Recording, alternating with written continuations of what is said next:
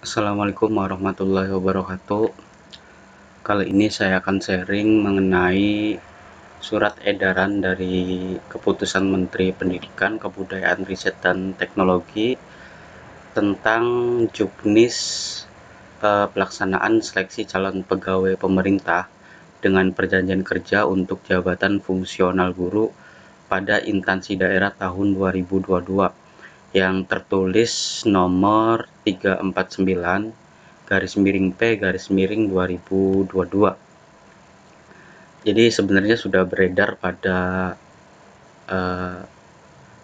beberapa hari yang lalu, namun masih banyak di lapangan, khususnya di lingkungan instansi pendidikan, itu hanya memahami garis besar atau abstraknya aja gitu ya, dari juknis ini, sehingga teknis yang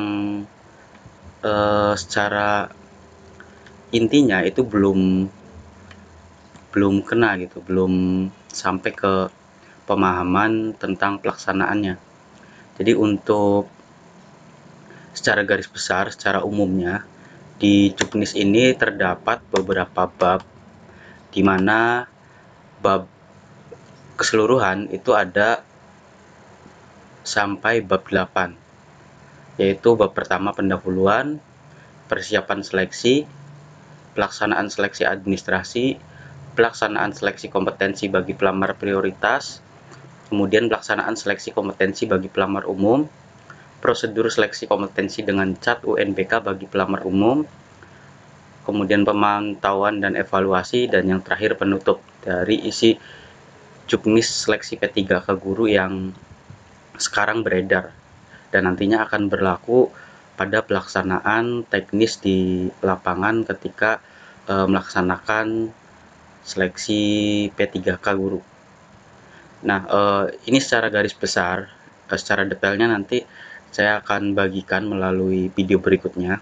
Dan sekarang bab-bab yang harus Bapak Ibu pelajari atau Bapak Ibu tahu ya tentang poin penting pada bab 1 itu, Bapak Ibu juga perlu baca bab 1 tentang pendahuluan itu, latar belakangnya, kemudian kategori pelamar, dan persyaratan pelamar. Tujuan untuk memahami poin penting pada bab 1 ini, Bapak Ibu dari diri Bapak Ibu sendiri itu masuk ke kategori berapa, kemudian persiapan secara administrasi ya, secara persyaratan itu harus disiapkan dari sekarang. Karena untuk pembukaan atau nantinya biasanya itu ketika dibuka website P3K Guru, itu Bapak Ibu tidak mudah untuk mengakses. Artinya banyak pengunjung yang bisa yang mengakses halaman website tersebut sehingga aksesnya itu terhambat.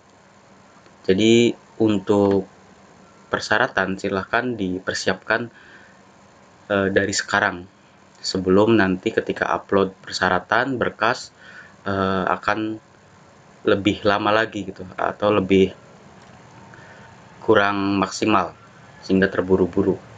Nah, kemudian itu yang bab 1. Bab yang kedua, Bapak Ibu yang harus pelajari tentang poin penting bab 2 ini, yaitu tentang persiapan seleksi. Persiapan seleksi itu Bapak Ibu harus baca juga tentang bab 2 itu, penetapan kebutuhan formasi, kemudian pengumuman lowongan, terus kepanitiaan seleksi. Nanti seleksi kan ada seleksi kompetensi, seleksi administrasi, kemudian ada seleksi yang berbasis cat UNBK. Nah, nanti Bapak Ibu di situ kalau Bapak Ibu sendiri ya itu masuknya ke prioritas atau ke pelamar umum. Jadi nantinya untuk kepanitiaan ini disesuaikan dengan persyaratan atau posisi Bapak Ibu yang akan dilamar. Kemudian untuk setelah kepanitiaan seleksi, Bapak Ibu juga harus memahami pelamaran, kemudian ketentuan seleksinya seperti apa, dan sumber dana P3K ini masih jadi perbincangan. Sumber dana P3K ini ada yang bilang dari APBN dan ada yang bilang dari APBD.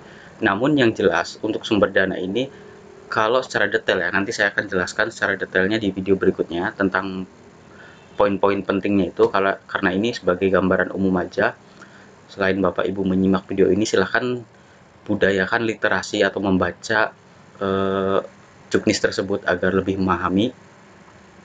Nah, sumber dana P3K ini secara garis besar di juknis dijelaskan ada yang dari APBN dan ada dari APBD. Nanti untuk ketentuan dan lebih detailnya saya akan sharing pada kesempatan berikutnya. Kemudian untuk sumber dana di bawah atau di subbab dari bab 2 itu ada rencana penjadwalan. Nah, ini Bapak Ibu perlu perhatikan bahwa rencana penjadwalan ini terlampir di situ dan Bapak Ibu harus persiapkan gitu. Meski sifatnya rencana ya, sewaktu-waktu bisa berubah. Nah, ini secara tidak langsung Bapak Ibu punya deadline tertentu yang harus dipersiapkan untuk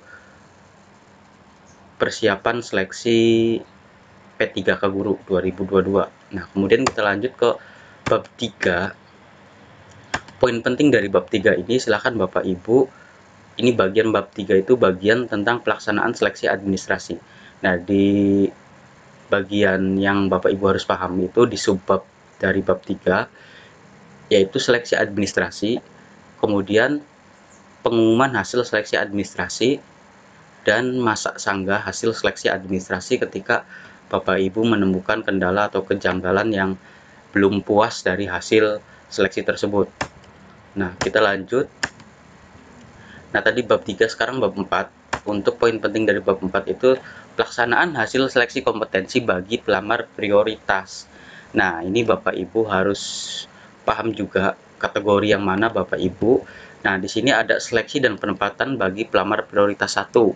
Nanti detailnya saya akan sharing pada video berikutnya. Nah, kemudian di sini yang kedua, pelaksanaan seleksi kompetensi pelamar prioritas 2 dan 3.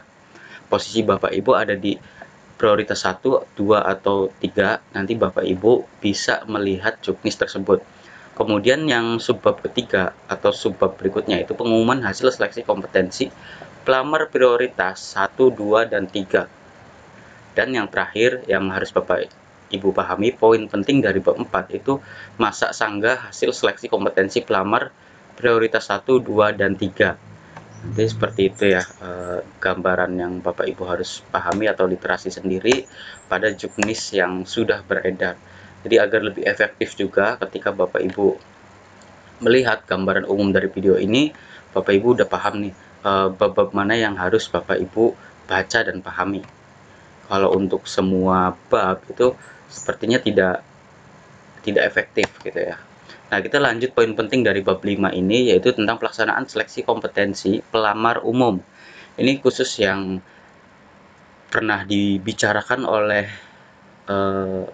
tim Panselnas mengenai ada yang pelamar prioritas dan ada yang pelamar umum. Untuk pelamar prioritas, gambarannya itu dia memiliki masa kerja yang punya pengalaman juga lebih dari 1 tahun terhitung maksimal TMT ya, bukan TNT, jadi maksimalnya itu 31 Desember 2021.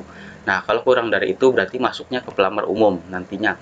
Kemudian untuk yang prioritas itu prioritas 1, prioritas 2, 3 itu yang memiliki masa kerja dan yang sudah lulus passing grade tentunya. Nah, di sini secara gambaran ini pelamaran umum. Untuk pelamar umum ini ada subbab yang harus Bapak Ibu pahami juga. Pelaksanaan seleksi, kemudian tahapan seleksi, seleksi kompetensi, pengumuman hasil seleksi kompetensi, dan masa sanggah hasil seleksi kompetensi. Nanti untuk pelamar umum pada bab 4 poin pentingnya harus dibaca gitu, atau harus dipahami. Kemudian kita lanjut ke bab 6. Bab 6 ini tentang prosedur seleksi kompetensi dengan cat UNBK bagi pelamar umum. Nah, ini juknis ini menerangkan ya untuk bab 4 ini.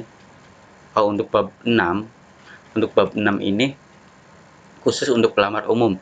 Jadi bagi Bapak Ibu yang sudah tercantum di prioritas 1, 2, dan 3 ini sekiranya hanya cukup tahu tentang juknis dari pelamar umum.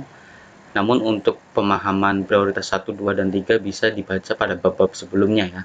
Jadi ini khusus yang pelamar umum, yang fresh graduate, yang baru mulai di karir guru, masa kerjanya 1 tahun atau 2 tahun. Nah, di sini untuk yang subbab dari bab 6 ini, yaitu poin penting harus dibaca sistem cat UNBK seperti apa, kemudian persyaratan teknisnya, kemudian persiapan sistem teknis cat UNBK, kemudian pengecekan perangkat seleksi kompetensi, ketentuan peserta seleksi kompetensi dengan cat UNBK, kemudian sanksi yang nantinya akan didapat ketika peserta tersebut melanggar aturan yang ada di Juknis, kemudian layanan bantuan masalah cat UNBK ketika terkendala di lapangan, kemudian prosedur operasional standar dalam pelaksanaan cat UNBK harus Bapak Ibu juga pahami. Kemudian yang terakhir, poin pentingnya dari bab 6 ini, laporan hasil seleksi cat UNBK seperti apa. Nah, itu harus dipahami juga khususnya untuk pelamar umum. Kemudian, nah mungkin dari Juknis tersebut ada 6 bab yang harus Bapak Ibu pelajari, dan disitu ada rentetan subbabnya yang harus dipahami yang sudah saya sampaikan tadi atau saya sharing tadi. Nah, untuk lebih detailnya antara tiap-tiap babnya, nanti saya akan sharing pada video berikutnya. Mungkin dicukupkan untuk video kali ini. Semoga bermanfaat. Jika bermanfaat, silakan dibagikan ke yang lain agar bisa menambah literasi juga. Mungkin itu saja. Terima kasih. Assalamualaikum warahmatullahi wabarakatuh.